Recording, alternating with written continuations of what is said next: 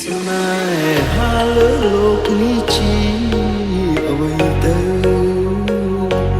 ហេតុអ្វីត្រូវតម្រូវ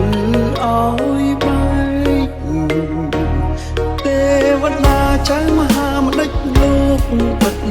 ភ្នែក